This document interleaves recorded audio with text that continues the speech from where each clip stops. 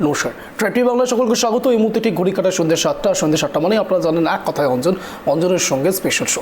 আজ ঠিক কী কী বিষয় নিয়ে আলোচনা হবে ছোটোভাবে আপনাদের সামনে তুলে ধরবো। একেবারে যখন রাজ্য রাজনীতি তোলপাড় হচ্ছে নিট দুর্নীতি নিয়ে, তখন সেই সুবাদে আজ সেই মাহেন্দ্রক্ষণ বলা যেতে পারে আজ 24 তারিখ, এবং 24 তারিখে যে মাহেন্দ্রক্ষণের জন্য সমস্ত ভারতবাসী অপেক্ষা করেছিল, সেই অধিবেশন আজ হয়েছে। এবং বিরোধী এবং শাসক এই দুইয়ের যে দ্বৈরথ, অর্থাৎ বিরোধী যত শক্তিশালী হবে শাসকের নজির তত ভালো গড়তে পারবেন শাসক। তার কারণ শাসক এবং বিরোধী দুটোই অত্যন্ত গুরুত্বপূর্ণ। স্বাভাবিকভাবে গণতন্ত্রের জন্য বিরোধী অত্যন্ত স্ট্রং প্রয়োজন, যা এতদিন ধরে এর আগের 2019-এর লোকসভার ক্ষেত্রে সেই ছবিটা খুব সামান্য পরিমাণ দেখা গিয়েছে। এবার 2024-এর প্রথম অধিবেশন থেকেই ফার্স্ট ডে ফার্স্ট শোতে যেভাবে ব্যাটিং করেছে বিরোধীরা, স্বাভাবিকভাবেই সেটা গণতন্ত্রের জন্য অত্যন্ত ভালো নিদর্শন অনেক রাজনৈতিক মহলই বলছে। তার কারণ বিরোধী স্ট্রং হলেই শাসকের কাজ আরও ভালো হয়। শাসক এবং বিরোধীদের মধ্যে দ্বৈরথ থাকলেই গণতন্ত্রের জন্য সেটা অত্যন্ত স্বাভাবিক নিয়মে এগোতে থাকে। এই যাবতীয় বিষয় নিয়ে আলোচনা পর্ব চলবে, আর তার সঙ্গে সঙ্গে আরও যে বিষয় নিয়ে আলোচনা পর্ব চলবে, আজ মুখ্যমন্ত্রী মমতা বন্দ্যোপাধ্যায় পুরসভার একেবারে যারা দায়িত্বে রয়েছেন ভারপ্রাপ্ত আধিকারিক, তাদের প্রত্যেককে যেভাবে কড়া ভাষায় আক্রমণ করেছে, সেই কড়া ভাষার আক্রমণের ছবিটাও আপনাদের সামনে রাখার চেষ্টা করব। কিন্তু তার আগে অঞ্জনের সাব প্রশ্ন।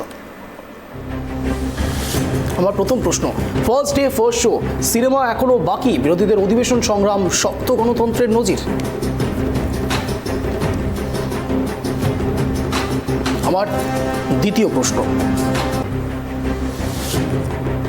এনডিএ বনাম ইন্ডিয়া জোরালো হচ্ছে অধিবেশন।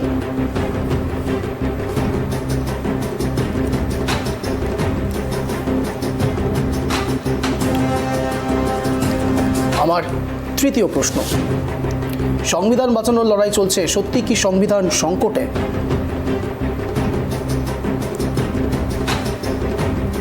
আমার চতুর্থ এবং অন্তিম প্রশ্ন,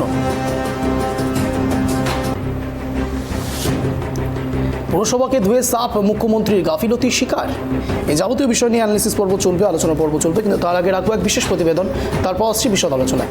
দেখুন।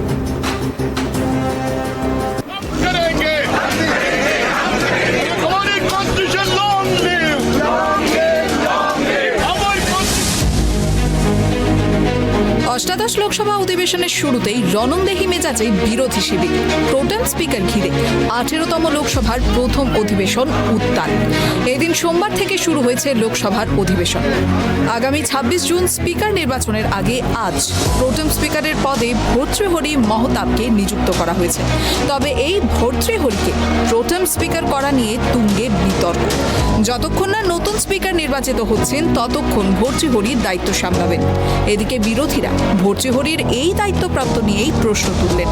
বিরোধীদের দাবি, নিয়ম বহির্ভূতভাবে 7 বারের সাংসদ ভর্তৃহরিকে প্রোটেম স্পিকার করা হয়েছে, আর তা নিয়েই ক্ষোভে ফেটে পড়েছেন বিরোধীরা। চলে প্রতিবাদ। সংবিধানের একটি করে কপি হাতে সংসদের 2 নম্বর গেটের সামনে প্রতিবাদের সরব হতে দেখা গেল সোনিয়া গান্ধী, মল্লিকার্জুন খার্গে, সুদীপ বন্দ্যোপাধ্যায়, মালা রায়, কল্যাণ বন্দ্যোপাধ্যায়, অখিলেশ যাদব, ডিম্পল যাদব সহ অন্যান্যদের।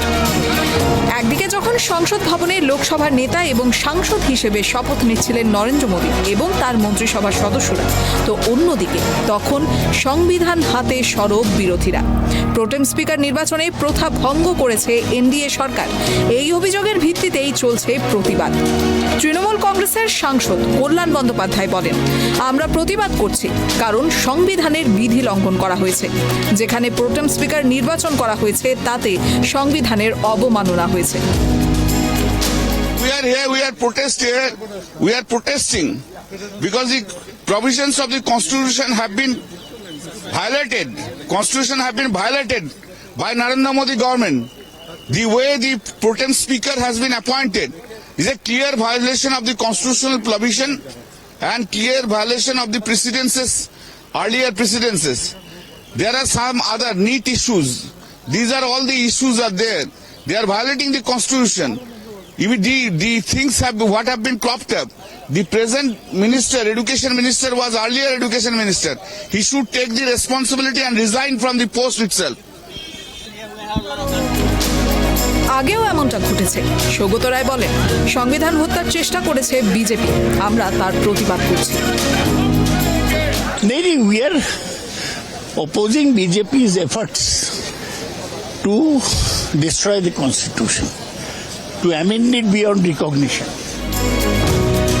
লোকসভায় তৃণমূলের দলনেতা সুদীপ বন্দ্যোপাধ্যায় বলেন, আমাদের দাবি সংবিধানের যথাযথ রক্ষা করতে হবে।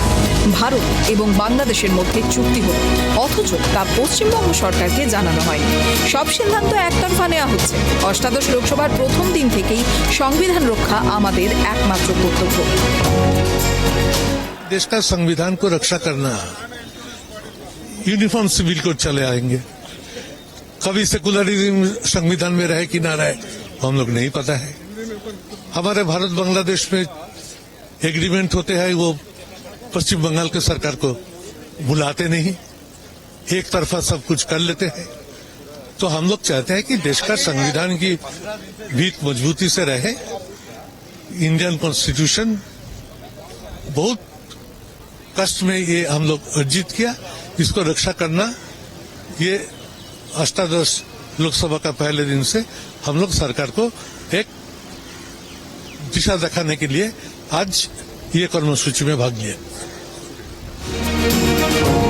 এদিকে তৃণমূল কংগ্রেসের সাংসদ কীর্তি আজাদ সংসদে বলেন, পশ্চিমবঙ্গের সঙ্গে যে অন্যায় অবিচার হয়েছে তা শেষ হওয়া দরকার, আমাদের অধিকার ছিনিয়ে নিতে হবে। কীর্তি আজাদ আরও বলেন, কেন্দ্রের কাছ থেকে কোটিরও বেশি টাকা বকেয়া রয়েছে রাজ্যে। बहुत सारी प्राथमिकताएं हैं।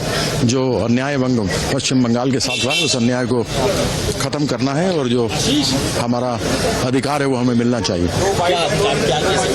1,64,000 करोड़ जो केंद्र सरकार ने 2021 के बाद नहीं दिया है, जो हमारा हक है। কংগ্রেস নেতা রাহুল গান্ধী সোমবার অভিযোগ করেছেন যে প্রধানমন্ত্রী নরেন্দ্র মোদী এবং কেন্দ্রীয় স্বরাষ্ট্রমন্ত্রী অমিত শাহ সংবিধানকে আক্রমণ করছেন এবং বলেছেন যে এটি বিরোধী নেতৃত্বাধীন ভারত ব্লকের কাছে গ্রহণযোগ্য নয়। कि जो आक्रमण प्रधानमंत्री जी अमित शाह जी कॉन्स्टिट्यूशन पर, संविधान पे कर रहे हैं, वो हमारे लिए एक्सेप्टेबल नहीं है, वो हम होने नहीं देंगे।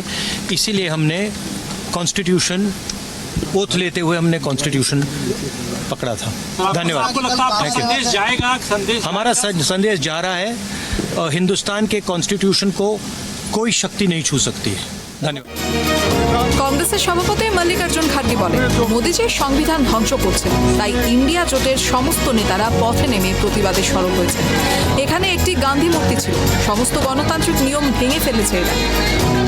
देखिए, संविधान को बचाने के लिए हमने जो कोशिश की थी उसमें सारी जनता हमारे साथ दी, लेकिन मोदी जी संविधान को तोड़ने की कोशिश किए। इसीलिए आज सभी पार्टी के नेता लोग एक होकर ये जो प्रोटेस्ट कर रहे हैं, और यहाँ पर जो गांधी स्टैचू थी और वहीं पर हम प्रोटेस्ट कर रहे हैं। नेहरू, बाबा साहब अम्बेडकर की वहाँ थी और गांधी जी की यहाँ थी, यानी हर नॉर्म्स को, डेमोक्रेटिक नॉर्म्स को तोड़ रहे हैं। इसीलिए आज हम ये दिखाना चाहते हैं, भाई मोदी जी आप संविधान के तहत चलिए। এদিন অধিবেশন শুরুর আগেই বিরোধীদের উদ্দেশ্যে প্রধানমন্ত্রী বলেন, সকলের কাছে আবেদন করব, জনহিতের জন্য কাজ করুন। বিরোধীদের থেকে বিচক্ষণতার আশা করছে, কারণ মানুষ ড্রামা চায় না, স্লোগানিং চায় না, দায়িত্ববোধের আশা রাখে মানুষ। আশা করব এবারের জনপ্রতিনিধিরা সেটা বজায় রাখবেন। Bureau report, 5 TV Bangla.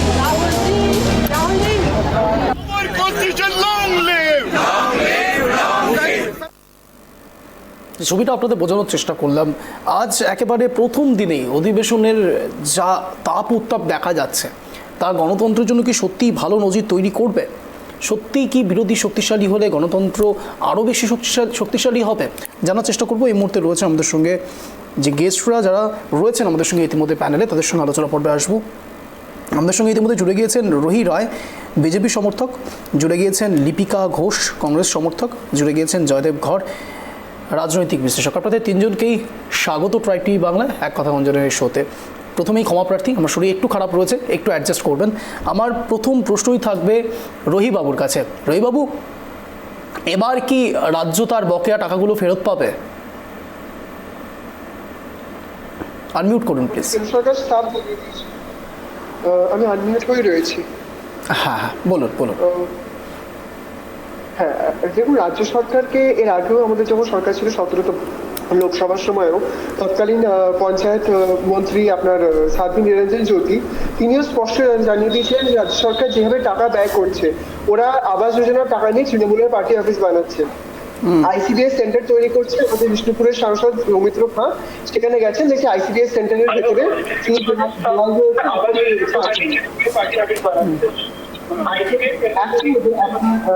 জায়গায় জায়গায় ওরা যেগুলো করছে তার কোনো হিসেব নেই। তো এরা এক্সপেক্ট কি করে যে হিসেব ছাড়া যাচ্ছে তাই আসবে, টাকা আসবে, কেউ কেউ সেই টাকা দিয়ে 10 লক্ষ টাকার বাড়িতে আপনার ঝাড়বাতি লাগাবে, 1 কোটি টাকার এসকেলেটর লাগাবে, এই জন্য কি টাকাগুলো আসবে?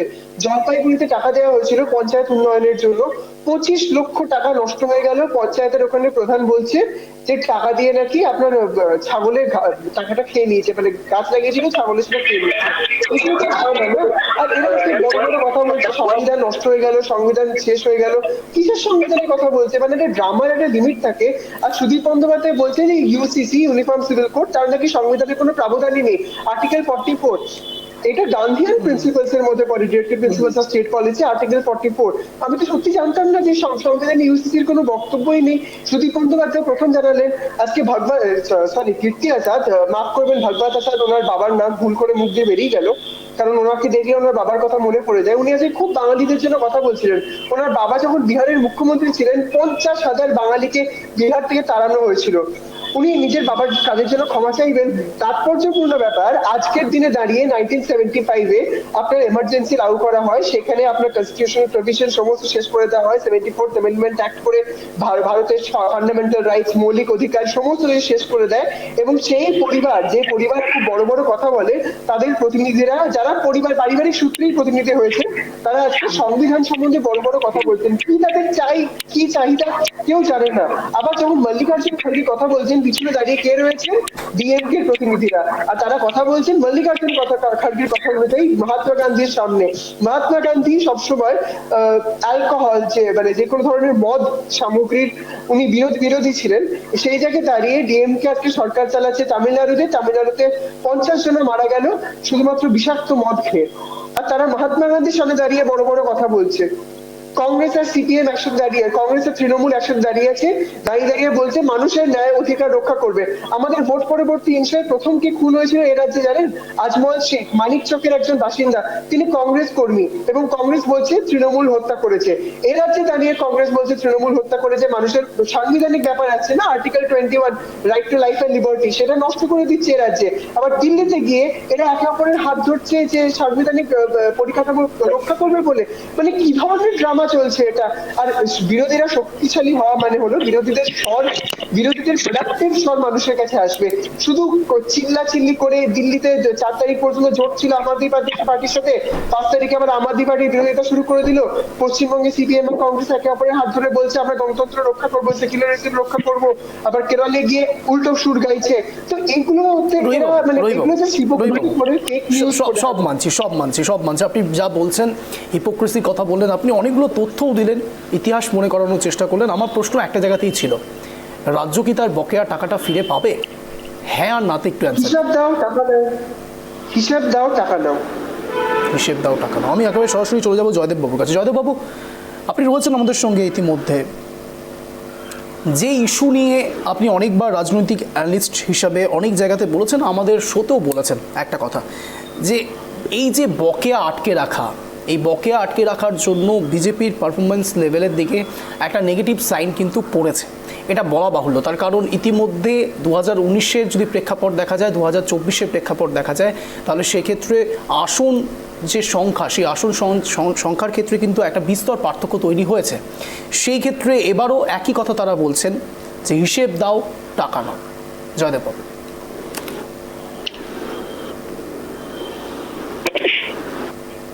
মোদি এবং আমাদের মুখ্যমন্ত্রী মমতা বন্দ্যোপাধ্যায় দুজনেই ব্যালেন্সড রাজনৈতিক নেতা। আমরা আপনারা বাজার গরম করার যতই আলোচনা করি আর ওইসব হিসাব দাও টাকা দাও এর বড় বড় গরম গরম কথা বলি, সেগুলো আসলে ধোপে টেকে না। কারণ উনি মন্ত্রিসভায় শপথ নিয়ে প্রথম দিন ক্যাবিনেটে গিয়ে প্রথম ফাইল সাইন করে 10,200 কোটি টাকা তো বাংলাকে দিয়ে দিয়েছে। আপনি যেটা বলছেন বাংলা টাকা পাবে কিনা, বাংলা তো টাকা পেয়ে গেছে। 10,200 কোটি টাকা মোদি এন্ডোর্স করেছে, তো এন্ডোর্স করেছে আমাদের রাজ্যকে, টাকা পায়নি কোথায়? এবারে কথা হচ্ছে ইডি সিবিআইও ঘুমোচ্ছে, ইডি সিবিআই শীত ঘুমে চলে গেছে। আপনারা রাজনীতিটাকে বাজার গরম করার দৃষ্টিভঙ্গি থেকে ছেড়ে যদি বাস্তবের মাটিতে পা দিয়ে চলেন, তাহলে মমতা বন্দ্যোপাধ্যায়ের 29টা আসন কিন্তু খুব গুরুত্বপূর্ণ মোদির কাছে। কারণ মোদির যে দুটো বৈশাখী, মানে যে দুটো ক্র্যাশ, যে দুটোর উপর ভর করে হাঁটছে, সেই দুটো 16 আর 12 মিলে হয় 28। দুটো ক্র্যাশে ভর দিয়ে 28। মমতা বন্দ্যোপাধ্যায়ের একটা লাঠিতেই 29টা জোর আছে। অতএব সেই একটা লাঠিকে মমতা বন্দ্যোপাধ্যায়ের সেই একটা লাঠিকে আঁকড়ে ধরে থাকতে চাইবে নরেন্দ্র দামোদর দাস মোদী। যে জন্য ভোটের সময় চলাকালীন অরবিন্দ কেজরিওয়ালের বিরুদ্ধে ইডি হামলা হলো, হেমন্ত সোরেন গ্রেপ্তার হলো, কিন্তু ভোট মিটে এখন সবকিছু মোদির হাতে, তবু ইডি সিবিআই ঘুমোচ্ছে। বাংলায় ইডি সিবিআই এবার ঘুমোবে, শীত ঘুমে যাবে। বাংলাকে এবারে সমস্ত বকেয়া টাকা দেবে উইদাউট হিসেব নিকেশ ছাড়া দেবে। ওই যে কে বললো নাকি হিসেব দাও টাকা নাও, নো হিসেব, শুধু টাকা নাও এবং চুপচাপ থাকো, এবং সেটাই আছে। এবং আজকে আপনারা যদি সংসদে দেখেন, সংসদে যে গান্ধী মূর্তির সামনে দাঁড়িয়ে বক্তৃতা হলো, সেই গান্ধী মূর্তিটাকে সংসদ ভবনের পেছনে নিয়ে চলে গেছে, ওই কিছুই বললো না কেউ। গান্ধী আম্বেদকরকে সবাইকে সংসদের পেছনের কোণের বাগানে নিয়ে চলে গেল সামনে থেকে মোদি, সেই নিয়ে কিছু কথা নেই। প্রোটেম স্পিকার আজকে কে সুরেশের কংগ্রেস থেকে হবার কথা ছিল, হয়ে গেল ভৃতহরি, যে 7 বারের সাংসদ, 8 বারের সাংসদ কে সুরেশকে বাইপাস করে মোদি গলা কেটে কুচি কুচি করে দিল গণতন্ত্রের। সেখানে রাহুল গান্ধী প্রথম সারিতে বসে লাল কিতাব মানে সংবিধান দেখাচ্ছে। সংবিধান দেখালেই কি মোদি সংবিধান শিখে যাবে? মোদি তো সংবিধানকে পুরো বাইপাস করে দিয়ে আজকে প্রোটেম স্পিকারই করে দিল সংবিধান এবং গণতন্ত্রকে হত্যা করে। আজকে মোদি নিজের সংসদীয় দলের, বিজেপির নিজের সংসদীয় দলের মিটিং করেন, বিজেপি দলের সমর্থন না নিয়েই সে প্রধানমন্ত্রী হয়ে গেছে। বিজেপি দলের ভেতরে প্রথমে তাকে নিজের সংসদীয় দলের মিটিং করাতে হয়, এটা তার দলের কনস্টিটিউশন বলে। সে মেনেছে, মানেনি। দলের গণতন্ত্রকে হত্যা করেছে, সরকারের গণতন্ত্রকে আজকে হত্যা করেছে। তারপরেও কোথায় কি? আবার আপনাকে বলি, এই আরএসএস জনসংঘ বিজেপির আরেকটা সংবিধানে আছে 75 বছরের পরে আর কেউ কোনো পদে থাকবে না, যে সূত্র ধরে লালকৃষ্ণ আদবানি এবং মুরলী মনোহর জেটিকে প্যাভিলিয়নে পাঠিয়ে দিয়েছিল মোদি। আর ঠিক 3 মাস পরে সেপ্টেম্বরে কিন্তু মোদি বাবুর 75 বছর পূর্তি উপলক্ষে কি আমরা মোদিকে এক্স প্রাইম মিনিস্টার হতে দেখবো? নইলে আরএসএস এর সঙ্গে বিজেপির দ্বন্দ্ব দেখবো? সেই জন্য আজকে মোদি বলল কি না, সহমতি চাই, সহমতির রাজনীতি। যদি সহমতির রাজনীতি হতো তাহলে কে সুরেশকে আজকে 8 বারের সংসদকে প্রধান স্পিকার করা হতো। নো সহমতি, অনলি হিটলারি। যা করেছি মোদি 1-এ তাই করব মোদি 2-তে এবং করছি মোদি 3-তে। কিন্তু মমতা বন্দ্যোপাধ্যায়কে মোদি বাবু এবার হ্যান্ডেল করবে অন্য ট্যাকটিসে। সেই ট্যাকটিস শুরু হয়ে গেছে, যার জন্য বাংলায় এবারে এত সন্ত্রাস হয়েছে নাকি বলছে বিজেপি। বাংলায় নাকি এত বিজেপিকে কচুকাটা করেছে তৃণমূল, এত পার্টি অফিস ভেঙেছে। নরেন্দ্র দামোদর দাস মোদি স্পিকটি নট, অমিত শাহ স্পিকটি নট, রাজনাথ সিং স্পিকটি নট, নাড্ডা স্পিকটি নট। কিন্তু 2021-এ 2রা মের পরেই পার্টি অফিস থেকে উনি বাংলার জন্য গর্জে উঠেছিলেন, বাংলায় হওয়া সন্ত্রাসের জন্য গর্জে উঠেছিলেন, বাংলায় বিজেপি কর্মীদের হয়ে তবু কথা বলেছিলেন, মাঠে দাঁড়াননি, মাঠে আসেননি, ডেলি প্যাসেঞ্জারি করে যে গেলেন তো গেলেন, এলেন আবার সেই 24-এ, কিন্তু তবু বলেছিলেন যে বাংলায় বিজেপিদের ওপর মারধর হচ্ছে। এনএইচআরসি, এসসি/এসটি কমিশন, এনসিডব্লিউ কে পাঠিয়েছিলেন কিন্তু এবারে না তো এনএইচআরসি, না তো এসসি এসটি কমিশন, না এনসিডব্লিউ, না 60 নট প্রধানমন্ত্রী অমিত শাহ, রাজনাথ, নাড্ডা একটা কথা বলেনি। বাংলায় সন্ত্রাস নিয়ে একটা কথা বলেছে, বাংলায় সন্ত্রাস হয়েছে, বাংলায় তৃণমূলের হাতে বিজেপিরা মারধর খেয়ে ঘরছাড়া হয়েছে বলেছে? বলেনি, বলবে না, কারণ 29-এর লাঠি বড্ড বেশি দরকার এখন মোদির ওই দুটো ক্র্যাচের থেকে। সেই জন্য বিজেপির এই বঙ্গের নেতারা যাই বলুক, ওটা আসল অঙ্ক নয়, আসল অঙ্ক দিল্লিতে হয়, এখানে উত্তর মেলায় শুধু। আমি লিপিকা ম্যাডামের কাছে আসবো। লিপিকা ম্যাম, একটা জিনিস একটু বোঝার চেষ্টা করব, যে কথাগুলো জয়দেববাবু বলছেন সেই কথাগুলো কতটা প্রাসঙ্গিক আপনার মনে হয়, যেহেতু আপনি কংগ্রেস সমর্থক। আরও একটা বিষয় যেটা জানার চেষ্টা করব, সংবিধানের লাল সেই বই নিয়ে একেবারে বারবার করে দেখা দেখি সত্যি সংবিধান রক্ষা হয়ে যায়। লিপিকা ম্যাম, আমি প্রথমেই বিজেপির মুখপাত্র আমার যে ভাই রয়েছে তাকে আমি একটা প্রশ্ন করতে চাই যে আপনি গান্ধীকে মানেন না গডসেকে মানেন? আমি ভারতবর্ষকে মানি। না না, গান্ধী না গডসে? ভারতবর্ষকে তো মানে, ভারতবর্ষকে আপনিও মানেন, আমিও মানি, অনেক সবাই মানে, কিন্তু গান্ধী না গডসেকে? গান্ধী। বলুন তাহলে সেটা মানেন, সেইটাই কিন্তু তাহলে বিজেপি গান্ধীকে মানে, অথচ তারা নানান রকম প্রহসন করতে থাকে গান্ধীজিকে নিয়ে। আজকে পার্লামেন্টের পিছন দিকে চলে যাচ্ছে, এই প্রহসনটা করবেন না। যেটা একটু আগে আপনি ডিএমকে প্রহসনের কথা বলছিলেন না, ওই প্রহসন নয়, ওগুলো প্রহসন নয়, ওগুলো আপনার চোখে মনে হচ্ছে।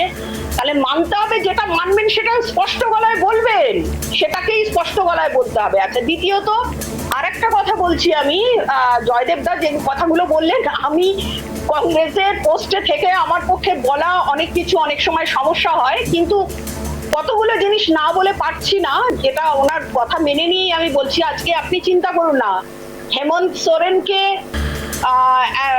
অ্যারেস্ট করবার পর আজকে ঝাড়খণ্ডের কি রেজাল্ট হয়েছে, আজকে কেজরিওয়ালজিকে অ্যারেস্ট করবার পর দিল্লির কি রেজাল্ট হয়েছে। তাহলে ওয়েস্ট বেঙ্গলে কেন, এটা জানা সত্ত্বেও ওয়েস্ট বেঙ্গলে কেন সেরকম কোনো মুভমেন্ট, সেরকম কোনো মুভ করা হলো না, যখন সবটা জানা ছিল, সব কোথায় সমস্যা রয়েছে, কি হচ্ছে না হচ্ছে সবটা জানতাম, এবং তার রেজাল্ট কি হতে পারে রাজনীতিবিদরা তার ক্যালকুলেশনও করে। তো সেই জন্য যেটা জয়দেবদা বলেছেন একেবারেই সর্বৈব সঠিক কথা, যে সামনেই রয়েছে 26, তারপরেই 29, অনেক বোঝাপড়ার জায়গা রয়েছে। আর একটা কথা আপনি যেটা বললেন যে সংবিধানের বই নিয়ে, হ্যাঁ, সংবিধান তো আমাদের মানে এটা আমাদের মেনে নিয়ে, যে সংবিধানকে মানে অসুরক্ষিত করবার যে পদ্ধতি চলছে, গণতন্ত্রকে ভেঙে দেওয়ার এবং সংবিধানকে না মানার, এবং সেটা আমাদের রক্ষা করতে গেলে সেই বইটাকে আমাদের সামনে রাখতে হবে, এছাড়া তো আমাদের আর কোনো অপশন নেই, সেটা তো করতেই হবে। কারণ সংবিধান গণতন্ত্রের না মানে মূল ইয়েই হলো, যে মূল কথাই হলো সংবিধানকে রক্ষা করতে হবে। সেই সংবিধান যখন আমরা রক্ষিত হতে দেখব না, যখন দেখব আমরা যে সারা ভারতবর্ষের, এই একটু আগেই আমি বলছিলাম যে ভারতবর্ষের পার্লামেন্টে সমস্ত বিরোধী দলকে সাসপেন্ড করে দেওয়া হলো, এর আগের টার্মেই আমরা দেখলাম সাসপেন্ড করে দিয়ে তাদের বাইরে বের করে দেওয়া হলো, এবং কিভাবে নির্বিবাদে সেখানে বিল পাশ করিয়ে নেওয়া হলো, এই অন্যায়গুলো তো আমরা দেখেছি। সেই অন্যায়গুলো যাতে না হয়, এবং আমরাও চাই গণতান্ত্রিক কাঠামো সুস্থ সুন্দরভাবে চলুক, এবং একটা গণতন্ত্র তখনই সুস্থ সুরক্ষিত হতে পারে যখন বিরোধী পক্ষ স্ট্রং বিরোধী পক্ষ থাকে, বিরোধিতা না থাকলে কখনো হতে পারে না। হ্যাঁ, আশঙ্কা প্রকাশ করছেন জয়দেবদা যে আদৌ মোদির আমলে সেটা সম্ভব হবে কিনা, কিন্তু আশা ছাড়া তো আমরা তো ভেসেও যেতে পারি না, আমাদের তো আশা রাখতেই হবে, আমাদের করতেই হবে যে না, একটা স্ট্রং বিরোধিতার জায়গায় যখন এসছি তখন আমাদের এই লড়াইটা লড়তেই হবে, সেই লড়াইটা আমরা দেব, এই আশাটুকুই আমরা রেখে আমরা এগোবো। বেশ, আমি আবার রহিবাবুর কাছে চলে যাবো। রহিবাবু, এতক্ষণ ধরে যে কথাগুলো হচ্ছিল, আমার একটা বিষয়ে মনে হলো আরেকটু হাইলাইট করা অত্যন্ত দরকারি। রাজ্যে যখন তৃণমূল কংগ্রেস বারবার করে বলছে, ইতিমধ্যে আমাদের সঙ্গে জুড়ে গিয়েছেন, ক্ষমাপ্রার্থী আমি একটু কথা বলবো, কিন্তু তার আগে আমাদের সঙ্গে ইতিমধ্যে জুড়ে গিয়েছেন মাননীয় সুরজিৎ সুরজিৎ দাস জুড়ে গিয়েছেন আমাদের সঙ্গে ইতিমধ্যে, তৃণমূল সমর্থক। সুজিতবাবু, আপনাকে স্বাগত। তার সঙ্গে সঙ্গে আমাদের সঙ্গে যারা যারা আরও প্যানেলিস্ট রয়েছেন, অনারেবল প্যানেলিস্ট, তাদের প্রত্যেকের সঙ্গে আপনাকে একটু আলাপচারিতা করিয়ে দেবো। আমাদের সঙ্গে জুড়ে রয়েছেন লিপিকা ঘোষ, কংগ্রেস সমর্থক। আমাদের সঙ্গে জুড়ে রয়েছেন জয়দেব ঘর, পলিটিক্যাল অ্যানালিস্ট, এবং আমাদের সঙ্গে কিছুক্ষণ আগেও জুড়ে ছিলেন রোহি রয়, বিজেপির সমর্থক। আমাদের সঙ্গে জুড়ে আছেন রোহি রয়, বিজেপির সমর্থক। একেবারে রোহিবাবুর কাছে চলে আসবো, কিন্তু তার আগে আমি সুজিতবাবুর একটা রিয়াকশন নেওয়ার চেষ্টা করবো। সুজিতবাবু, আচ্ছা, সামগ্রিক ছবিটা ঠিক কী? আপনি যতক্ষণ ছিলেন না তার আগে একটা আলোচনা পর্ব চলছিল, মমতা এবং মোদির একটা সেটিং, মূলত এটাই বেরিয়ে আসছে। আমরা যখন একেবারে রাজ্যে বারবার করে দেখছি, আপনারা বলছেন রাজ্যের বকেয়া টাকা দিচ্ছে না কেন্দ্র সরকার, অন্যদিকে কেন্দ্র সরকার ইতিমধ্যেই, বিশেষ করে প্রধানমন্ত্রী নরেন্দ্র মোদী একেবারে প্রথম দিনই যখন তিনি দায়িত্ব পেলেন, তার প্রথম দিনেই তিনি 10,200 কোটি টাকা স্যাংশন করলেন রাজ্যের জন্য। এখনও পর্যন্ত বিজেপির যিনি সমর্থক আমাদের প্যানেলে বসে রয়েছেন, তিনি বলছেন হিসেব দাও, টাকা নাও। কি বলবেন? সকলকে শুভ সন্ধ্যা জানাই। সকলে যারা আছেন, দেখুন, আমরা এই যে নির্বাচন সদ্য সমাপ্ত 2024-এর যে লোকসভা নির্বাচন, সেই নির্বাচনটা যে কেন্দ্রীয় বঞ্চনা এবং বিজেপির জমিদারি মনোভাব, এবং তার জবাব বাংলার মানুষ বিজেপিকে ভোট বাক্সে দিয়েছে। তারা 2018-তে বেশ কিছু আসন পেয়ে গেছিল, এবং বলা বাহুল্য তাতে তৃণমূল কংগ্রেস, আমরা যারা তৃণমূল কংগ্রেসটা করি, আমাদেরও বেশ কিছু ভুল ভ্রান্তি ছিল, যার দরুন বিজেপি 2019-এ বেশ কিছু আসন এই রাজ্য থেকে পেয়ে যায়। এবং আপনারা লক্ষ্য করবেন, যেই সময় আমাদের এই রাজ্যে 34 জন সাংসদ ছিলেন, সেই সময় কিন্তু বিজেপি এই বঞ্চনা করার সুযোগ পায়নি বা সাহস পায়নি। আজকে জিএসটি বাবদ প্রায় 1,50,000 কোটি টাকা, আজকে বিভিন্ন আবাস থেকে শুরু করে বিভিন্ন প্রকল্পে, সামাজিক সুরক্ষা প্রকল্প থেকে শুরু করে বিভিন্ন জনহিতকর প্রকল্প, যেগুলো কেন্দ্র রাজ্য এটা ম্যাটার করে না। এটা ম্যাটার করে হচ্ছে মানবিকতার খাতিরে যে সামাজিক, যেমন ধরুন মানবিক ভাতা, প্রতিবন্ধীদের ভাতা বা বিধবাদের ভাতা। লক্ষ্মীর ভান্ডার মমতা বন্দ্যোপাধ্যায় চালু করেছেন, সেটা রাজ্যের ফান্ড থেকে যাবে, কিন্তু রাজ্য যে কাজগুলো করে, যেমন ধরুন পূর্ত দপ্তরের কিছু কাজ, পঞ্চায়েত গ্রাম উন্নয়ন দপ্তর, আপনারা দেখেছেন আমরা দিল্লিতে দরবার করেছি, আমরা বিভিন্ন মন্ত্রীর কাছে গেছি, আমরা সেখানে দপ্তরে গেছি, ঘন্টার পর ঘন্টা অভিষেক বন্দ্যোপাধ্যায়কে বসে রাখা হয়েছে, মন্ত্রী দেখা করেননি। এতে জমিদারি মনোভাব করবে। আর আজকে বলছেন যে 10,000 কোটি, ওইটা পিরিয়ডিক পেমেন্ট, ওই পেমেন্টটা বাংলার অধিকার। আমি তৃণমূল কংগ্রেস করি বলে নয়, এখানে যারা আছেন তাদেরও তাদের রাজনৈতিক স্বার্থ, তাদের রাজনৈতিক বক্তব্য সবকিছুর ঊর্ধ্বে ওই টাকাটা ফেডারেল স্ট্রাকচারে দিতে বাউন্ড মোদী সরকার। মোদী সরকার হোক বা কেন্দ্রের যে কোনো সরকার হোক, সেটা রাজ্যকে দিতে বাউন্ড। এবং এই 10,000 কোটি টাকা যে দিয়েছে, সেটা কাকতালীয় ভাবে নির্বাচনে একটা মোটামুটি এই রাজ্যে পরাজয় হয়েছে। তারপরে দেখুন, ইচ্ছা থাকলে উপায় হয়। মোদী সরকার 10 বছর সময় কি বললেন সুজিতবাবু, আপনি কথাটা কি বললেন যে এই রাজ্যে পরাজয়ের পর?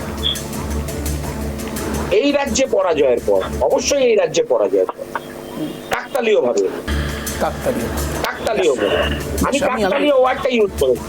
আমি আপনার দুটো শব্দ, একটা লাইন এবং একটি শব্দকে হাইলাইট করছি। আমি রহিবাবুর কাছে সরাসরি চলে আসবো। রহিবাবু, কাকতালীয়ভাবে আপনারা টাকাটা দিয়েছেন, 1, 2, রাজ্যে আপনাদের ফল খারাপ হওয়ার পরে টাকাটা দিয়েছেন।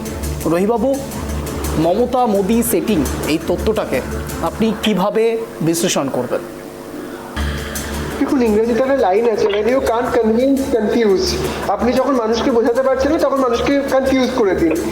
যেই আমাদের তৃণমূলের যে প্রতিনিধি, তিনি একটি কথা অবশ্যই ঠিক বলেছেন, যে টাকাটা এসছে, সেই টাকাটা জিএসটি বাবদ টাকা। এটা শুধুমাত্র পশ্চিমবঙ্গ নয়, এটা কেরল, তামিলনাড়ু, যেখানে বিরোধী সরকার আছে, পাঞ্জাব যেখানে অন্য দলের সরকার আছে, আপনার তেলেঙ্গানা যেখানে অন্য দলের সরকার আছে, কংগ্রেসের সরকার আছে, তারাও পেয়েছে টাকাটা। শুধুমাত্র পশ্চিমবঙ্গ স্পেশালি পায়নি, জিএসটি বাবদ টাকা এটা সমস্ত ইয়েই পায়, এবং এটি সংবিধান অনুমোদিত একটি অর্থ যেটি আসে। তো এতে কোনো আলাদা রাজনীতির ব্যাপার নেই। এবার এই যে বড় বড় কথাগুলি ওনারা বলছিলেন ইডি সিবিআই কেন কাজ করছেন না, আপনাদের মনে থাকবে যখন লাস্ট লোকসভা সেশন যেটা হয়েছিল 17তম লোকসভার, অভিষেক বন্দ্যোপাধ্যায়কে ইডি ডেকে পাঠিয়েছিল। যেই দিন অভিষেক বন্দ্যোপাধ্যায়কে ডেকে পাঠায় সেদিনই ইন্ডিপেন্ডি জোটের একটা বৈঠক চলছিল। সেই বৈঠকে কংগ্রেসের মল্লিকার্জুন খাড়গে, সিপিআই এর ডি রাজা সবাই মিলে সই করলো। কি সই করলো? অভিষেক বন্দ্যোপাধ্যায়কে ইডি ডেকেছে সেটা নাকি অসাংবিধানিক, এবং তারা সই করলো যে ইডির এই ধরনের কাজ করা অত্যন্ত খারাপ। মমতা বন্দ্যোপাধ্যায়, সীতারাম ইয়েচুরি, কংগ্রেসের সমস্ত নেতা ব্যাঙ্গালোরে বসে আছে, রেজলিউশন পাস হলো। কি পাস হলো? যে ইডি সিবিআই নাকি প্রচন্ড সক্রিয়ভাবে কাজ করছে এবং এই কাজ করাটা নাকি তাদের খুব ভুল।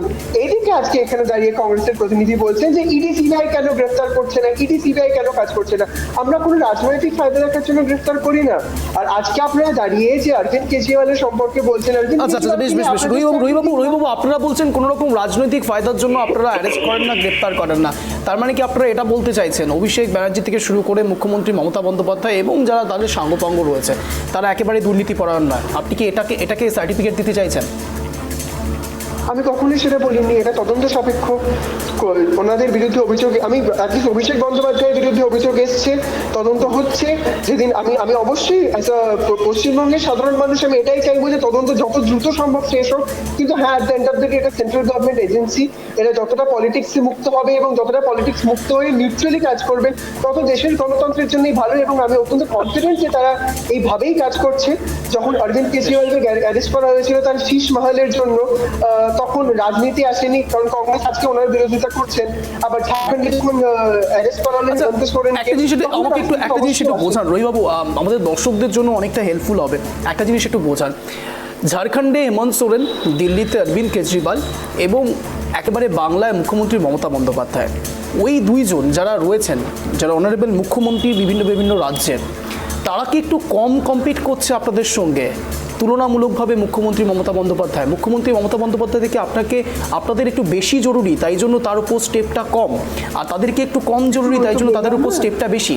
হ্যাঁ অথবা না তো শুধু জানতে চাইব। না, হ্যাঁ অথবা না। এটা হ্যাঁ না প্রশ্নই নয়। হ্যাঁ বা না বলা মানে হচ্ছে আমি আপনার কথাটাকে অ্যাকসেপ্ট করছি বা গ্রহণযোগ্য মনে করছি, কথাটা গ্রহণযোগ্যই নয়। মানে যা সেটা একটা হাওয়াতে ভাসিয়ে দাও। ওই তো বলছি, যদি আমাদের সাথে সেটিং থাকতো তাহলে বসে বসে অন্যান্য দলের, মানে আমরা এই ছোটদের দ্বিতীয় মন্ত্রিসভা শপথ গ্রহণে গেলাম না, শূন্য আসন পাওয়া বিমান বোস চলে গেলেন ফিশ ফ্রাই খেয়ে মমতা বন্দ্যোপাধ্যায়ের দ্বিতীয় মন্ত্রিসভা শপথ গ্রহণে। কিসের সেটিং এর কথা বলছেন? হাওয়াতে ভাসিয়ে দিলেন যা খুশি তাই। একসাথে আপনারা মিটিং করছেন, একসাথে আপনারা মিছিল করছেন। যদি তৃণমূল আপনার এই ইন্ডি জোটের কাছে এতটাই খারাপ হয়, ইন্ডি জোটের কাছে, তাহলে পি চিদম্বরম এসে কেন তৃণমূলের সাথে বৈঠক করছেন, মমতা বন্দ্যোপাধ্যায়ের সাথে বৈঠক করছেন নবান্নে? কেন মমতা বন্দ্যোপাধ্যায় প্রিয়াঙ্কা গান্ধীর জন্য ওয়ায়নাডে গিয়ে প্রচার করছেন? এই সমস্ত যে কথাগুলো হাওয়াতে আপনারা ওড়াচ্ছেন, একসাথে বৈঠক তো আমরা করছি না, আপনারা করছেন। তাহলে কিসের সেটিং এর তথ্য আপনারা আনছেন রাজ্যের মানুষের কাছে? আপনারা নিজেদের কর্মীদের কাছে সোজা করে বলতে পারেন। মীনাক্ষী মুখার্জি নন্দীগ্রামে সভা করতে গেলেন, ওখানে তৃণমূল সিপিএম এর একজন কর্মী ওনাকে প্রশ্ন করলেন যে আপনারা মমতা বন্দ্যোপাধ্যায়ের সাথে হাত কেন মেলাচ্ছেন? উল্টে সিপিএম এর লোকেরা তাকে পেটাতে শুরু করলেন। আপনারা নিজেদের কর্মীদের কনভিন্স করতে পারছেন না, আমাদের যা খুশি তাই ভাসিয়ে দিচ্ছেন শুধুমাত্র তৃণমূলকে বেনিফিট দেওয়ার জন্য। আমাদের বিরোধী দলনেতা শুভেন্দু অধিকারী এই নিয়ে স্পষ্টভাবে বলেছে, এই যে সেটিং তত্ত্ব এটা শুধুমাত্র মানুষদের মধ্যে বিভাজন সৃষ্টি করে তৃণমূলকে সুবিধা পাইয়ে দেওয়ার জন্য বলে এই ধরনের কথা বলা হয়। রবিবাবু, আমি আর একটা প্রশ্ন আপনার কাছে রেখে তারপর সরাসরি জয়দেববাবুর কাছে চলে যাব। তৃণমূলকে বেনিফিট কে দিচ্ছে? বর্ধমান দুর্গাপুর কেন্দ্রে দিলীপ ঘোষকে রাখা, মেদিনীপুর থেকে সরিয়ে দেওয়া, অগ্নিমিত্রা পালকে মেদিনীপুরে রাখা, তৃণমূলের বেনিফিটটা এক্স্যাক্টলি কে করছে? আপনারা করছেন নাকি সিপিএম কংগ্রেস? যতটা সক্ষম, দিলীপ ঘোষ ততটাই সক্ষম। দুটো কেন্দ্রেই সিপিএম এবং কংগ্রেসের যে জোট ছিল সেই জোট ভোট ভাগ করে তৃণমূলকে সুবিধা করে দিয়েছে। আপনি ভোটের স্ট্যাটিস্টিক্স মিলিয়ে নিন, this is the base line. বেশ, আমি জয়দেববাবুর কাছে যাবো। জয়দেববাবু, সামগ্রিক কথাগুলো শুনলেন, আপনার অ্যানালিসিস কি বলে? কোন কথাগুলো আপনার মনে হচ্ছে যে সত্যি সত্যি কথাগুলো জাস্টিফাইড, আর কোন কথাগুলো মনে হচ্ছে না এগুলো জাস্টিফাইড নয়? কোনটা? উড়িষ্যায় শাসক দল ছিল কংগ্রেস, তাকে হারিয়ে আঞ্চলিক দল বিজেডি ক্ষমতায় আসে। সেই বিজেডি এবং কংগ্রেসের মধ্যে লড়াই হতো, কিন্তু কংগ্রেসকে তৃতীয় স্থানে পাঠিয়ে দিয়ে বিজেপি উঠে এলো দ্বিতীয় স্থানে এবং সেখান থেকে আজকে ক্ষমতা দখল করলো, অর্থাৎ বিজেপিকে পরাস্ত করলো। তৃণমূলকেও এটা ভাবতে হবে যে যদি বাইনারি রাজনীতি বা পোলারাইজেশনের পলিটিক্সে তৃণমূল বিজেপি হতে থাকে তৃণমূল শাসিত রাজ্য পশ্চিমবঙ্গ, তার চারিদিকের সমস্ত বর্ডার যেগুলোর সঙ্গে শেয়ার করছে, সেই সমস্ত রাজ্যগুলো কিন্তু বিজেপি দখল নিয়েছে। শেষ সংযোজন হচ্ছে উড়িষ্যা। বাংলায় যদি তৃণমূলকে 50 বছর রাজত্ব করতে হয়, তাহলে সিপিআইএম এবং কংগ্রেস যদি অল্টারনেটিভ হয় তৃণমূল কংগ্রেসের, সেক্ষেত্রে তৃণমূল কংগ্রেসের কিন্তু safe journey for the coming 50 years. কারণ কংগ্রেস এবং সিপিআইএম এর মধ্যে গণতান্ত্রিক মনোভাবাপন্ন মানুষ রয়েছে, মোদির মতন হিটলারাত্মক মনোভাবের মানুষ নেই, বা একনায়কতন্ত্র দলে নেই কংগ্রেস বা সিপিআইএম এর সঙ্গে যদি যৌথভাবে আমি ধরি। এবং তৃতীয়ত যেটা হচ্ছে সেটা হচ্ছে যে আজকে সিপিআইএম এবং কংগ্রেসের হাতে কেন্দ্রের ক্ষমতা নেই। কেন্দ্রের ক্ষমতা বলতে ইডি সিবিআই এর অপব্যবহার নেই, টাকা আটকে রাখার মতন একটা যন্ত্র নেই, ইনকাম ট্যাক্সের যন্ত্র নেই। অর্থাৎ তৃণমূলকে যে কোনো মুহূর্তে গ্রাস করে দিয়ে বিজেপি গ্রাস করে নিতে পারে তৃণমূল কংগ্রেসকে। অতএব তৃণমূল কংগ্রেসের নিজের সাথে, এটা আমি অনেকদিন ধরে বলে আসছি, যে তৃণমূলকে যদি পশ্চিমবঙ্গে দীর্ঘদিন ধরে রাজনীতি করতে হয়, তাহলে অল্টারনেটিভ হিসেবে বাংলায় কংগ্রেস এবং সিপিআইএম কে প্রতিষ্ঠা দিতে হবে, নইলে হঠাৎ করে পায়ের তলার মাটি একদিন সরবে। কারণ আপনারা বিএমএফআর এর অ্যাক্টের কথা জানেন। অর্থাৎ তৃণমূল কংগ্রেস পরিচালিত পশ্চিমবঙ্গের লোন নেবার মাত্রা প্রায় ছুঁই, আর 5% বাকি আছে।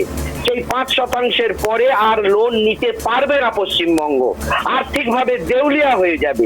এবং সেই ক্ষেত্রে তখন কিন্তু যদি এই বেনিফিশিয়ারি প্রজেক্ট লক্ষ্মীর ভান্ডার, কন্যাশ্রী, বিধবা ভাতা, বার্ধক্য ভাতা, স্বাস্থ্যসাথী আর চালাতে না পারে, যার সুর আজকে মুখ্যমন্ত্রীর মিউনিসিপ্যালিটিকে নিয়ে করা বৈঠকে উঠে আসছে, যে টাকা পয়সা নেই, রাজ্য কি করে চলবে, তোমরা সব একেবারে যদবাবু ঠিক এই জায়গাতেই, একেবারে যদবাবু ঠিক এই জায়গাতেই, টাকা চাই, একেবারে ঠিক এই জায়গাতেই আজ নবান্নে প্রশাসনিক বৈঠকে এক প্রকার রুদ্রমূর্তি ধারণ করেছিলেন মুখ্যমন্ত্রী মমতা বন্দ্যোপাধ্যায়। গঙ্গা জল চুক্তি পুনর্নবীকরণের একতরফা সিদ্ধান্ত নিয়ে প্রধানমন্ত্রী নরেন্দ্র মোদীকে ক্ষোভ উগরে দিয়েছিলেন আজ মুখ্যমন্ত্রী মমতা বন্দ্যোপাধ্যায়। তিস্তা চুক্তির বিরোধিতা করে প্রধানমন্ত্রীকে কড়া চিঠি দিচ্ছেন বলেও সাফ জানিয়ে দিলেন মুখ্যমন্ত্রী।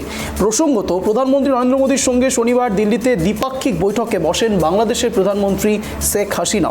বৈঠকে ফারাক্কা গঙ্গা জল বন্টন চুক্তি নবীকরণের জন্য যৌথ কারিগরি কমিটি তৈরি হয়েছে, যা নিয়ে নবান্নে বৈঠক থেকে ক্ষোভ প্রকাশ মুখ্যমন্ত্রী মমতা বন্দ্যোপাধ্যায়। ঠিক এই জায়গাতে মুখ্যমন্ত্রী মমতা বন্দ্যোপাধ্যায়ের একটি বক্তব্য রাখছি, দেখুন। নিট বিক্রি করে দিচ্ছে, মেডিকেল স্টুডেন্ট বিক্রি করে দিচ্ছে। তিস্তায় 14টা হাইডেল পাওয়ার হচ্ছে, তখন চোখে দেখেনি। ফরাক্কা নিয়ে আবার চুক্তি রিনিউ হচ্ছে, আমাদের জানালো না। আগে এগুলো নিয়ে ট্রাইপার্টাইট মিটিং হচ্ছে, বাংলাকে টোটাল বাদ দিয়ে। আপনারা করছেন জমি বিক্রি, ওরা করছে বাংলাকে বিক্রি। জলের আরেক নাম জীবন। ওরা জানে না উত্তরবঙ্গের একটা মানুষ আগামী দিন পানীয় জল পাবে না, এবং জল নেই তিস্তায়। গায়ের জোরে ভাবছে নর্থ বেঙ্গল থেকে জিতেছি বলে নর্থ বেঙ্গলের মানুষকে ডিপ্রাইভ করব। আমি একটা স্ট্রং চিঠি আজকে প্রধানমন্ত্রীকে দিচ্ছি। আমরা বাংলাদেশকে যথেষ্ট ভালোবাসি, তাদের জন্য আমরা ছিটমহল করে দিয়েছি। আমরা ইন্দো বাংলাদেশ রেল সার্ভিস করে দিয়েছি। আমি নিজে যখন রেলওয়ে মিনিস্টার ছিলাম, বনগাঁ পেট্রোকোপল রানাঘাট গেদে আমার করা। বাস সার্ভিসও করে দিয়েছি। ফরাক্কার জল 1996 সাল থেকে। জলের সমস্যা একেবারে শুধু বাংলায় যে উত্তরবঙ্গের কথা বলছেন মুখ্যমন্ত্রী মমতা বন্দ্যোপাধ্যায়, একটা আশঙ্কা প্রকাশ করছেন। অন্যদিকে যদি আপনারা একেবারে ধারাবাহিকভাবে দেশের বিভিন্ন প্রান্তের ছবিটা দেখেন, তাহলে দেখবেন, অবাক হবেন। দিল্লিতে ইতিমধ্যে জল সংকট এতটাই উচ্চ পর্যায়ে চলে গিয়েছে যে সেখানে অতীশী নামেন একজন আপ নেত্রী, তাকে পর্যন্ত ধর্নায় বসতে হচ্ছে। এবং আমাদের কাছে এমন বাইট এসছে, যেই বাইটে সাধারণ মানুষ বলছেন যে নেতা নেত্রীদের ধর্না দিয়ে তাদের পেটের ভাত কিংবা পেটের জলটা আসছে না। জল তাদের নিত্যদিন দরকার, জল মানে জীবন, এবং জল যদি সত্যিই তারা জোগাড় না করতে পারেন তাহলে এই ধর্নার মতো বিষয়গুলোকে এতটা হাইলাইট করা উচিতই নয়। আমি সরাসরি চলে যাব লিপিকা ম্যাডামের কাছে। ম্যাম, সামগ্রিক ছবিটা কি মনে হচ্ছে বলুন তো? জল নিয়েও এবার সমস্যায় ভুগতে হবে রাজ্যকে?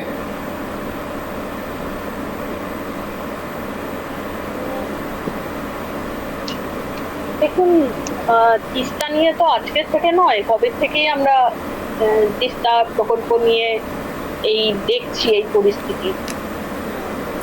এবার তার সাথে আপনার পররাষ্ট্রনীতি জড়িয়ে রয়েছে, তার সাথে আপনার রাজ্যের সমস্যা জড়িয়ে রয়েছে। আমার মনে হয় এই জিনিসটা মেটানো দরকার, যে কি সমস্যা কি না। তবে দেখুন, ভেতরের শুধুমাত্র আন্তর্জাতিক সম্পর্ক তো নয়, ভেতরের মানে ইনার পলিটিক্স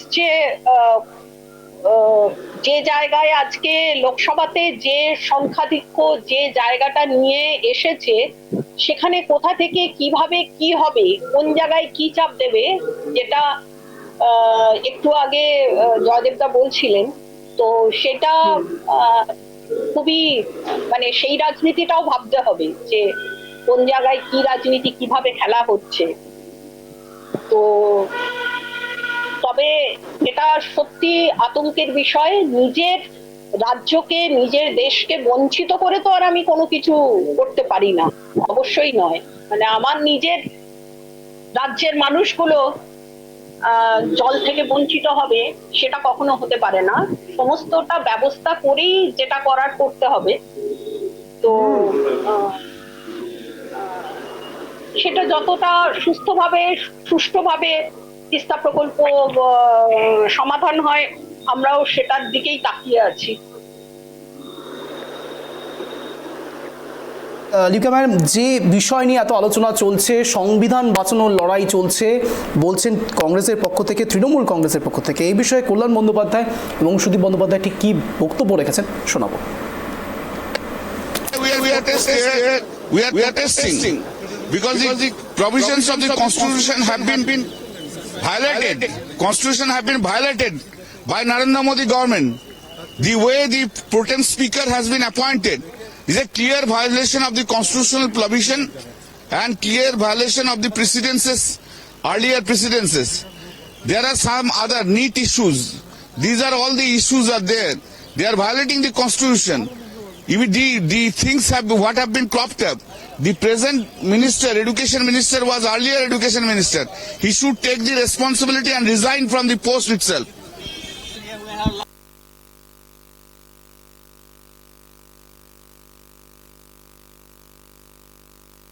देश का संविधान को रक्षा करना, यूनिफॉर्म सिविल कोड चले आएंगे। कभी सेकुलरिज्म संविधान में रहे कि ना रहे हम लोग नहीं पता है। हमारे भारत बांग्लादेश में एग्रीमेंट होते हैं, वो पश्चिम बंगाल के सरकार को बुलाते नहीं, एक तरफा सब कुछ कर लेते हैं। तो हम लोग चाहते हैं कि देश का संविधान की भीत मजबूती से रहे। इंडियन कॉन्स्टिट्यूशन बहुत कष्ट में ये हम लोग अर्जित किया, इसको रक्षा करना, ये अष्टादश लोकसभा का पहले दिन से हम लोग सरकार को एक दिशा दिखाने के लिए आज ये कर्मसूची में भाग लिया। সংবিধান বাঁচানোর লড়াই চলছে। আমি সরাসরি চলে যাবো সুরজিৎ বাবুর কাছে। সুরজিৎ বাবু, কি বলবেন? আপনারা আন্দোলন করছেন, ভারত বাংলাদেশ মিটিং চলছে, কিন্তু সেখানে মুখ্যমন্ত্রী মমতা বন্দ্যোপাধ্যায় বা রাজ্যকে ডাকা হচ্ছে না, রাজ্যকে সেই বৈঠকে কোনো রকম ইনভলভই করা হচ্ছে না। দিনের পর দিন আপনাদের এই অভিযোগ বিভিন্ন ক্ষেত্রে, শুধু ভারত বাংলাদেশ সীমান্ত নিয়ে নয়, একেবারে যাবতীয় বিষয় নিয়ে, বিশেষ করে রাজ্যের বকেয়া টাকা নিয়ে বিভিন্ন ক্ষেত্রে আপনারা ডিপ্রাইভ হচ্ছেন, রাজ্যের মানুষ ডিপ্রাইভ হচ্ছে, এই কথাগুলো বারবার আপনারা বলেন। কিন্তু সামগ্রিক ক্ষেত্রে একেবারে প্রথম থেকে যে ছবিগুলো উঠে আসছে আজ এই প্যানেলে, মমতা মোদি সেটিং কি চলছে? সুদীপ বন্দ্যোপাধ্যায় একরকম কথা বলছেন, কিন্তু সামগ্রিক ছবিটা একটু অন্যরকম লাগছে, কি বলবেন? দেখুন, আগামী দিনে বিশ্বে যদি কোনোদিনও তৃতীয় বিশ্বযুদ্ধ হয়, তাহলে এটা নিশ্চিত করে বলতে পারবেন যে পানীয় জল নিয়ে তৃতীয় বিশ্বযুদ্ধ হবে। আজকে চীন লাদাখে বা অরুণাচল প্রদেশে এত আগ্রাসী মনোভাব কেন দেখাচ্ছে, কেন ওখানকার জমি দখল করতে চাইছে, তার মূল কারণ হচ্ছে চীনের প্রায় 30% জল সম্পদ চীনের অন্যান্য অংশে আছে, আর 70 থেকে 80% এই লাদাখ, অরুণাচল প্রদেশ এবং তিব্বত অঞ্চলে আছে, এবং এই অঞ্চলটাকে ওরা সিকিউর করতে চায়। এই মোদী সরকার এই জলের চুক্তির ব্যাপারেই বলি, এই মোদী সরকার দুরকম নীতি নিয়ে চলে। একদিকে এরা বলে যে পাকিস্তানের সাথে আলোচনা এবং রক্ত একসাথে চলতে পারে না, তাই সিন্ধু জল চুক্তিকে রিভিউ করার প্রয়োজন আছে। ওটাও কিন্তু একটা আন্তর্জাতিক চুক্তি এবং সেখানে বিশ্বব্যাংক একজন পার্টি। এবং ভারত বাংলাদেশের মধ্যে যে চুক্তি, জলের চুক্তি, সেখানে কিন্তু কোনো বিশ্বব্যাংক বা জাইকা বা কোনো এশিয়ান ডেভেলপমেন্ট ব্যাংক বা রাষ্ট্রসংঘ এরকম কোনো তৃতীয় সংস্থা নেই। এটা সম্পূর্ণভাবেই ভারত এবং বাংলাদেশের যৌথ মেকানিজম। জ্যোতি বসুর আমলেও তিস্তা জল চুক্তি হয়েছিল, তখন আর শেখ হাসিনা ছিলেন এবং সেই সময় দেবগৌড়াজি ছিলেন প্রধানমন্ত্রী। এবং আজ একদম মানে ইউনিল্যাটারালি কেন্দ্রীয় সরকার এই জিনিসগুলো করতে চাইছে। এবং দেখুন, বাংলার স্বার্থ মানেই ভারতের স্বার্থ। আজকে তিস্তার কতগুলো হাইডেল প্রজেক্ট থেকে শুরু করে সেখানেও দুর্নীতি হয়েছিল আমরা জানি। সেখানে বিভিন্ন ক্ষেত্রে প্রাকৃতিক যে বিপর্যয় এসছে, আসার পর নদীর তার চরিত্র পরিবর্তন করেছে। আজকের দিনে উত্তরবঙ্গের তিস্তা ছাড়া বাকি অন্যান্য নদীর জল যতই হোক, সেই জলগুলো কিন্তু মানে ভারতবর্ষের মানে উত্তরবঙ্গের খরাপ্রবণ অঞ্চলগুলোর জন্য পর্যাপ্ত নয়। একমাত্র তিস্তার জলটাই উত্তরবঙ্গের বিভিন্ন জায়গায়, মানে কালিয়াগঞ্জ থেকে শুরু করে আপনার উত্তর দিনাজপুরের অনেক অংশ, সেই অংশ অব্দিও তিস্তার জল, মহানন্দার জল কিন্তু কাজে লাগে। আজকে মোদীজি হয়তো মনে করছেন যে বাংলাদেশের সাথে মৃত বিদেশ নীতি ওনার ফেল হয়েছে। ওনার আমলেই ভুটানের সাথে চীনের মানে বৈদেশিক সম্পর্ক স্থাপন হয়ে গেছে। ওনার আমলেই মরিশাস একটা চীনপন্থী সরকার চালাচ্ছে। ওনার আমলেই বাংলাদেশে ভারত বিরোধী কার্যকলাপ অনেক বেশি বৃদ্ধি পেয়েছে। ওনার আমলেই মানে পাকিস্তান মানে আরো বেশি ভলাটাইল হয়ে গেছে। দেখুন, মোদী সরকার প্রাদেশিকতা, বর্ণ, জাতিভেদ এগুলো নিয়ে অনেক মুখে অনেক কথা বলে। এদের মুখ আর মুখোশ আলাদা। কারণ 1980 সালে যখন বিজেপি দলটা তৈরি হয়েছিল, দলটার ভিত্তি ছিল রাষ্ট্রবাদ এবং গান্ধীবাদী রাষ্ট্রবাদ। মানে সেই ক্ষেত্রে দেখতে গেলে বিজেপি এবং কংগ্রেসের মধ্যে কোনো তফাৎ ছিল না। কিন্তু 1987 সালে এরা রাম মন্দিরকে নিজেদের এজেন্ডার মধ্যে আনে, এবং অবশ্যই বিজেপি ফ্রন্টাল অর্গানাইজেশন, এদের মাদার অর্গানাইজেশন আরএসএস, এদেরও বেশ কিছু নীতি আছে, নির্ধারণ করার ব্যাপার রয়েছে। সেই ক্ষেত্রে বিজেপিকে তাদের কাছেও জবাবদিহি করতে হয় এবং বিজেপি তাদের অনুযায়ী কাজ করে। কিন্তু বিদেশ নীতির ক্ষেত্রে আমি বলবো মোদী সরকার সম্পূর্ণভাবে ব্যর্থ। এবং বাংলার স্বার্থ, শুধু বাংলা কেন, অন্যান্য রাজ্য, আজকে যেই সরকার মানে আজকে যে এই একটা সংখ্যালঘু সরকার, মানে যে সরকারটার জনসমর্থন নেই পুরোপুরি, অন্যান্য রাজনৈতিক দল, আঞ্চলিক দলগুলোর উপর নির্ভর করে সেই সরকারটা গঠিত হয়েছে। এবং বিহার বলেছিল যে বিশেষ রাজ্যের মর্যাদা বিহারকে দিতে হবে। আগামী দিনে দেখতে থাকুন যে বিহার কোন রাজনীতিতে অগ্রসর হয়। তেলেঙ্গানা, মাফ করবেন, অন্ধ্রপ্রদেশ, চন্দ্রবাবু নাইডুর রাজ্য, তারাও বলেছে বিশেষ প্যাকেজ এবং বিশেষ রাজ্য ঘোষণা করতে হবে। আমরা তো বরাবর সোচ্চার যে বাংলার মান সম্মান, বাংলার মৃত গৌরব সবকিছুর ক্ষেত্রে তৃণমূল কংগ্রেস সচেষ্ট। আমরা চেয়েছিলাম যে বাংলা নাম করা হোক, নামকরণ করা হোক পশ্চিমবঙ্গ। একেবারে অন্তিম লগ্নের দিকে চলে এসেছি। এবার লিপিকা ম্যাডামের কাছে চলে আসবো, খুব সংক্ষেপে জানার চেষ্টা করব। সবার কাছে 1 মিনিট করে সময় থাকবে। আমি সরাসরি চলে যাচ্ছি লিপিকা ম্যাডামের কাছে। ম্যাম, বারবার করে আপনারা বলছেন সংবিধান বাঁচানোর লড়াই, সংবিধান বাঁচানোর লড়াই। সংবিধান নিয়ে আপনারা একেবারে লোকসভার আগে থেকে শুরু করে লোকসভার পরেও অবধি প্রত্যেকটি জায়গাতেই কথাটা বলছেন। সংবিধানের হয়েছেটা কি? সংবিধান কোন জায়গায় সমস্যাতে রয়েছে একটু বলবেন? আপনার 1 মিনিট সময় শুরু হচ্ছে এখন এবং আনইন্টারাপ্টেড। বলুন। দেখুন, ভারতবর্ষ একটা যুক্তরাষ্ট্রীয় প্রজাতান্ত্রিক কাঠামোর দেশ, তো বহুত্ববাদী, এখানে বহুত্ববাদ, বহুভাষী, বহু জাতির একটা জাতি ধর্মের একটা দেশ। সেই দেশে যখন এক দেশ এক নির্বাচন, এইটা যখন চালু করার কথা বলা হয়, ইউনিফর্ম সিভিল কোডের কথা বলা হয়, তখন সত্যি আতঙ্কিত হতে হয়। মনে হয় যে না, সত্যি ভারতবর্ষটাকে কোথায় নিয়ে যাচ্ছে। কারণ ভারতবর্ষের ক্ষেত্রে কিন্তু সব দেশের সব নিয়ম কিন্তু খাটে না। কারণ এখানে যেহেতু এত ভাষাভাষীর মানুষ রয়েছে, এত ধর্মের মানুষ রয়েছে, এত জাতির মানুষ রয়েছে, সেখানে সব নিয়ম চালানো যায় না, কিন্তু জোর করে সেটা চাপিয়ে দেওয়া, বিশেষ করে মোদিজির ইচ্ছা হলো, মোদিজির মনে হলো যে এটা ভারতবর্ষের জন্য ঠিক আছে, এবং তিনি কোনো বিরোধী পার্লামেন্টের আর কোনো বিরোধী দলের তিনি মতামতের কোনো প্রয়োজন অনুভব করলেন না, নিজের মতো করে সবকিছু খাটিয়ে দিলেন। এটা তো হতে পারে না। তখনই মনে হবে যে সংবিধান বিপজ্জনক অবস্থায় রয়েছে, আমাদের সংবিধান বাঁচানো দরকার, এবং সেই লড়াইতে আমরা থাকবো, অবশ্যই থাকবো। বেশ, এবার সময় দেবো সরাসরি রহিবাবুকে। রহিবাবু, আপনার 1 মিনিট সময় শুরু হচ্ছে এখন সামগ্রিক ছবিটা নিয়ে বলুন। দেখুন, লিপিকা ম্যাডাম যেটা বললেন, আমি প্রথমে ওনার কথাতেই আসবো। উনি বললেন যে এক দেশ এক নির্বাচন নিয়ে যে আমাদের প্রসঙ্গটা আছে বারবার, 1977 পর্যন্ত তখন বলা হতো কংগ্রেস সিস্টেম চলছে এই দেশে, তখন একসাথে রাজ্য এবং দেশে নির্বাচন চলতো। তাহলে কি কংগ্রেস 1977 পর্যন্ত দেশের গণতন্ত্র শেষ করে দিয়েছিল? প্রশ্ন। আবার উনি বলছেন যে ইউসিসির ব্যাপারে উনি বললেন, আম্বেদকর নিজেই ইউসিসির কথা বারবার বলেছিলেন। অবশ্যই তখন 1946 এই ব্যাপারে আলোচনা হয়েছিল, বিভিন্ন মত এনে চেয়েছিলেন। নেহেরু অন্য কথা বলেছিলেন, আমাদের সর্দার বল্লভভাই প্যাটেল উনি অন্য কথা বলেছিলেন, বাট আমাদের বাবা সাহেব আম্বেদকর উনি সবসময় ইউসিসির পক্ষে ছিলেন। তাহলে কি বাবা সাহেব আম্বেদকর ইউসিসির পক্ষে থেকে সংবিধানকে শেষ করার চেষ্টা করেছিলেন? তো এই সমস্ত যে শব্দগুলো আমরা ক্যাজুয়ালি ইউজ করি না, এগুলো ইউজ করা উচিত নয়। আজকে মমতা বন্দ্যোপাধ্যায় প্রেস কনফারেন্সে উনি খুব বড় কথা বললেন যে জল হচ্ছে জীবন, এবং সেই জীবনে উনি কি করলেন? কুলটি বিজেপিকে ভোট দিয়েছে, সেজন্য কুলটির ওয়ার্ডে জল যাবে না। বীরভূমে কিছু কিছু জায়গায় বিজেপিকে ভোট দেওয়া হয়েছে, সেজন্য সেই জায়গাগুলোতে জল যাবে না। আজকে তিস্তার কথা বারবার বলা হয়েছে, উত্তরকন্যা নামে একটা জিনিস তৈরি হলো, ওনার যখন গরম লাগে উনি একবার করে উত্তরবঙ্গে ঘুরে চলে আসেন। তাছাড়া তো উত্তরবঙ্গে জানেন না। আজকে আমাদের শিলিগুড়ির বিধায়ক শঙ্কর ঘোষ তিনি এই নিয়ে প্রেস কনফারেন্স করেছেন যে কিভাবে বারবার প্লাবিত হচ্ছে। ক্ষমা প্রার্থী, আর সময় দিতে পারছি না, ক্ষমা প্রার্থী। আমি সরাসরি চলে আসবো। 1977 কি ওনার দলটা ছিল কিনা আমার ভাইটিকে জিজ্ঞেস করুন। একদম লাস্ট মোমেন্টে ডিবেট না প্লিজ। আমি একেবারে সুজিত বাবু কাছে চলে আসবো। সুজিত বাবু, আপনার 1 মিনিট সময় শুরু হচ্ছে।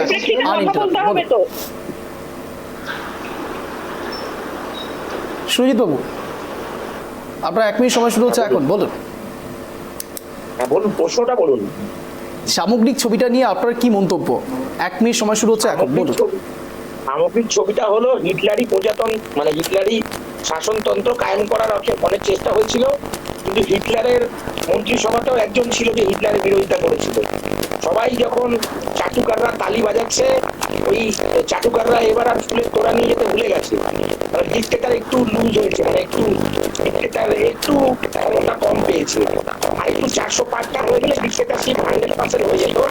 ডিক্টেটারশিপ আসেনি, এখন গণতন্ত্রের পক্ষে যতক্ষণ দেখতে পাচ্ছি আজকে বিরোধীদের নিয়ে প্রদর্শন বলুন, যাই বলুন, এবং শাসকদের মধ্যে শাসক বিরোধীদের এই টাকা করে এই টাকাই গণতন্ত্রের পক্ষে, গণতন্ত্রের মঙ্গলজনক এবং সুন্দরজনক এবং সামগ্রিক আলোচনার মাধ্যমে অনেক সমস্যা গণতন্ত্র এটাই হওয়া উচিত।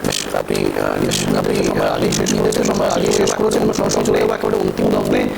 অন্তিম প্রশ্ন রাখবো জয়দেব বাবুর কাছে। জয়দেব বাবু, সম্পূর্ণ ছবিটা আপনি বুঝেছেন, এতক্ষণ ধরে শুনলেন, আপনার রিয়াকশন কি? 1 মিনিট সময় শুরু হচ্ছে এখন, বলুন। মোদি 1, মোদি 2, মোদি 3 একই আছে। মোদি যেরকম একনায়কতন্ত্র সেরকমই আছে। নইলে প্রোটেম স্পিকার মোদির ইচ্ছা মতো হতো না, বিরোধীদের কথা শুনেনি, এছাড়া নিজের দলের দলের সংসদীয় বৈঠক করেনি। আপনারা শুধু মহারাষ্ট্র, ঝাড়খণ্ড আর এর ভোটটা হয়ে যেতে দিন। এই 3 রাজ্যের যে নির্বাচন রয়েছে, এই 3টে রাজ্যের নির্বাচন হয়ে যাক। আর স্পিকারটা যদি রবিশঙ্কর প্রসাদ হয়ে যায়, মানে বিজেপির যদি যে স্পিকার যদি হয়ে যায়, আর এই বিরোধীদের কি করে আবার কচুকাটা করতে হয় মোদী সাহেব দেখিয়ে দেবে। কারণ এই একমাত্র স্পিকারটা যদি বিজেপির নামে ইন্ডিজোট বা টিডিপি জেডিইউ আটকে দিতে পারত, তাহলে হয়তো বা মোদীকে বসে রাখা যেত। কারণ দল বিরোধী ত্যাগের যে আইন, সেটা একমাত্র স্পিকার প্রয়োগ করতে পারে। অতএব যদি বিজেপির স্পিকার হয়, এই টিডিপি আর যে কটা সাংসদ আছে সবাই বিজেপিতে জয়েন করবে, আর একক সংখ্যাগরিষ্ঠতা বিজেপি অর্জন করবে, তারপরে বিরোধীদের আবার শাসাবে। বেশ, একেবারে অন্তিমে চলে এসেছি। আপনাদের চারজনকে অশেষ ধন্যবাদ রাইট টিভি বাংলা জয়েন করার জন্য। এক কথা অঞ্জনের শোতে আসবার জন্য যে কথা বলে আজকের এই স্পেশাল শো শেষ করতে হচ্ছে, সামগ্রিকভাবে যে ছবিটা উঠে আসে বারবার করে, বিরোধীরা অনেকটাই উইক হয়ে পড়েছিল এতদিন ধরে, কিন্তু এবারের অধিবেশনের শুরু থেকে বিরোধীদের যা পারফরমেন্স বলা যেতে পারে, ফার্স্ট ডে ফার্স্ট শো, এখনও সিনেমা অনেক বাকি। সত্যি হয়তো বিরোধী শক্তিশালী হচ্ছে, যদি সত্যি বিরোধী শক্তিশালী হয় আর জয়দেববাবুর কথা অনুসারে যদি আবারও স্পিকারের পোস্টে কোনো বিজেপির কেউ থাকেন, তাহলেও কিন্তু একটা বড়সড় প্রশ্ন তৈরি হতে পারে, এমনটাই মনে করছে রাজনৈতিক মহল। কিন্তু এর পরবর্তীকালে সত্যি এই বিরোধী এবং শাসকের টানাপোড়েন কোন দিকে যায় এবং তা আদতেও সুস্থ গণতন্ত্র তৈরি করতে পারে কিনা নজর থাকবে আমাদের। আপনারা নজর রাখুন ঠিক সন্ধ্যে 7টায় এরকমই টান শো দেখার জন্য রাইট টিভি বাংলার পর্দায় এক কথায় অঞ্চলে। নমস্কার।